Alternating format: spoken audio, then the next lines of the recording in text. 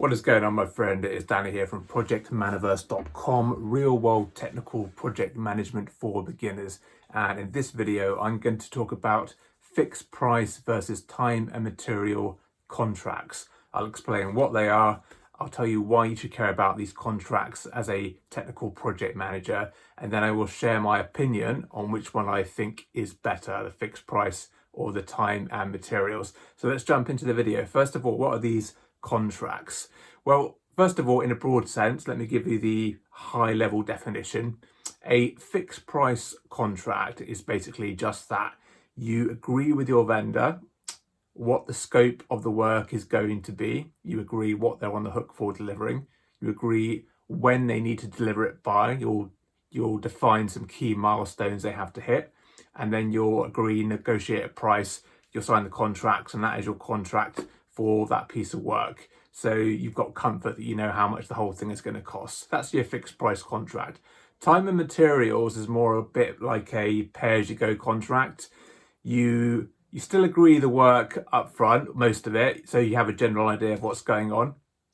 And you then basically just pay for the resources as they're working on it. You still want to agree how long it's all going to take and what the rough estimate is going to be, and you'll talk about that at the start. But if it turns out that the price is more than the estimate, there's not a great deal you can do about it. You just have to keep paying for the resources until the work is done. So it's more like a pay-as-you-go kind of thing, as you're paying for the resources as you go on, and it's a bit more flexible. So those are the two kinds of contracts. So why should you care about these contracts as a technical project manager?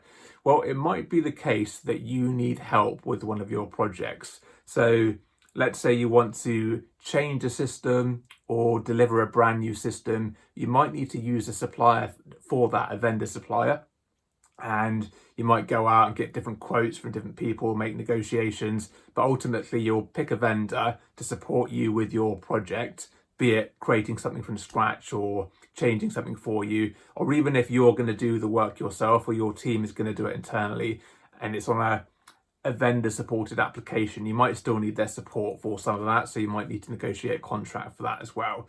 So that's what you need to know, because you'll probably at some point come across a situation where you need to use a vendor, and you won't have to write the contract yourself, but you'll probably be heavily involved, and you'll need to agree what goes into the contract. You'll need your team to look it over carefully, not the actual contract, but what's going into it.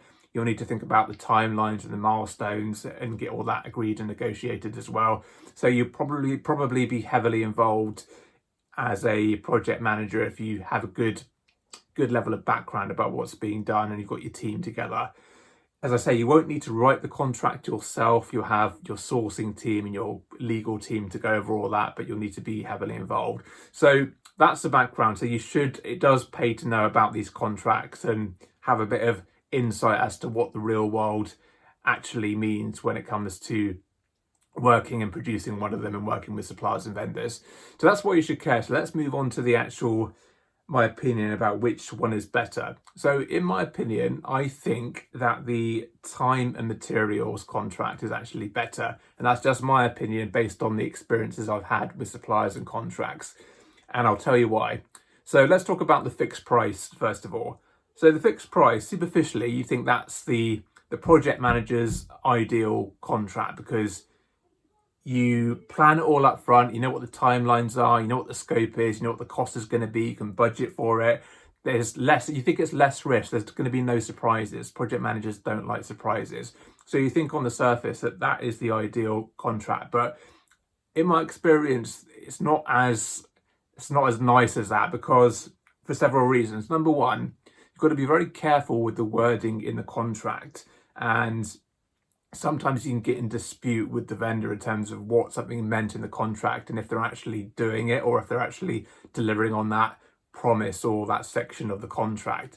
Things like, we will support testing, that can have various meanings. What does that support actually entail? You've got to get really specific with some of the wording. And this thing is all hindsight in a sense. You can't think about every single scenario. It's very difficult. So you've got to do your best, but there'll probably be some situations where you have a dispute in terms of the wording and what it actually means, and if the vendor is doing that. And if you can't agree, then you get into conflicts about payments because payments aren't being made because you don't think their vendor has been doing the work.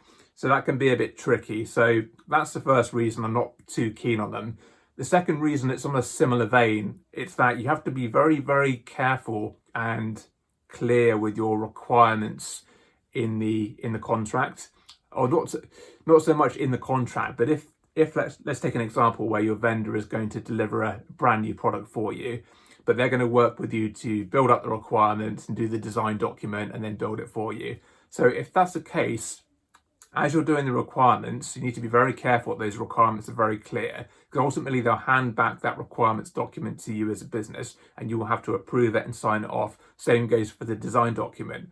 Now, when you come to the build and then the build is done and you start testing it, you're going to see some issues. And as a company, you're going to think those issues are defects. They're not built as per the requirements in most cases. But the vendor may say, well, actually, no, we think we have built this to your requirements. And then you get into a dispute, whether it's a defect or whether it's actually a change to the requirements. And if it turns out it is a change to the requirements, unless it's very clear in the contract that you're not going to have this dispute, they are within their right to say, okay, you need to raise the change request now because you're changing the base design or the base requirements. We'll impact assess that. And if you want us to change it, we didn't plan for this work, so it's going to cost you extra money and it's going to impact the project in this way. And those things can rack up. So at the start of the project, you may think you're getting a fixed price, but as you go and get into testing and the deadline of the end of the project is approaching, you get into the situation where you really need to get stuff fixed and you're arguing about whether it's a defect or a change request. You don't really have time for that.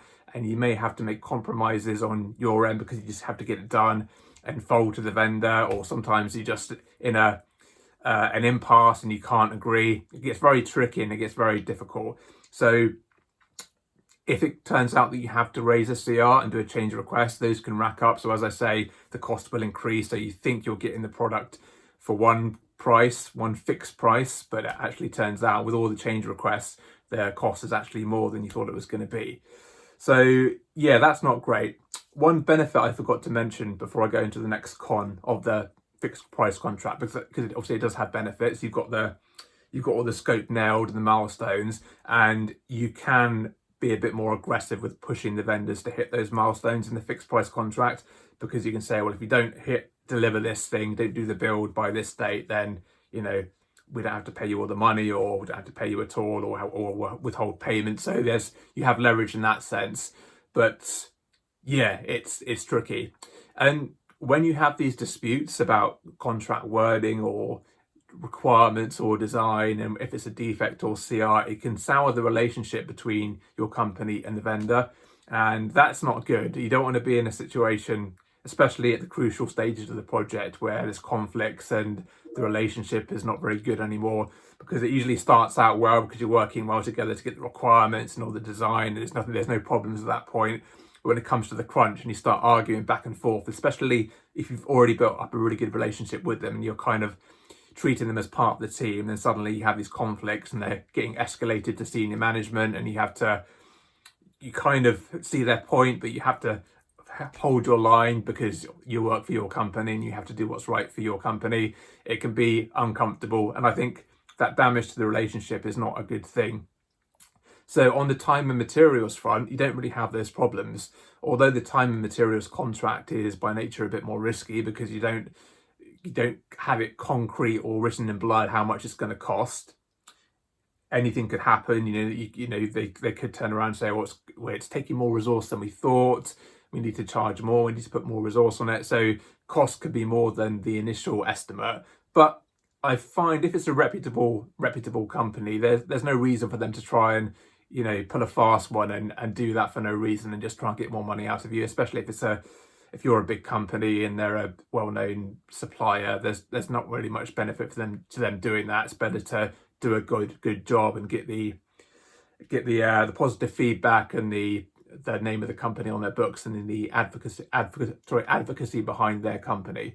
So time and materials seems more risky, but I found that pretty much you do stick to the estimates unless it all goes drastically wrong. But the thing is, you can still apply pressure to hit milestones as you would do in any project. It doesn't have to be bound by a contract to be able to do that. You can still do all the techniques I teach in these videos to make sure your project is going to deliver on time and you form the good team spirit and all that. So you don't have to rely on a contract to be able to ensure that the project is going to deliver, although that might give you a bit more certainty and put people out of the firing line, especially at that more senior level. If they can say, well, we've hired this big vendor, they're well known, we had a contract for them to deliver and they didn't make it, it's not our fault, it's not my fault. So there is that in that sense. But I think if I were to, when I do my next project and it comes up that I have to pick a vendor and do a contract, I would definitely prefer to do the time and materials contract because it's less grief. And I think with my project management skills, I can get the thing done without those conflicts, and I don't need to hold it to a fixed price contract. So I think that's pretty much everything I'm going to say about contracts in this video. So I'll wrap up there. If you like the video, give it a thumbs up as usual. And if you want to see more videos like this one, subscribe. I'm doing daily videos. And until tomorrow, please take care.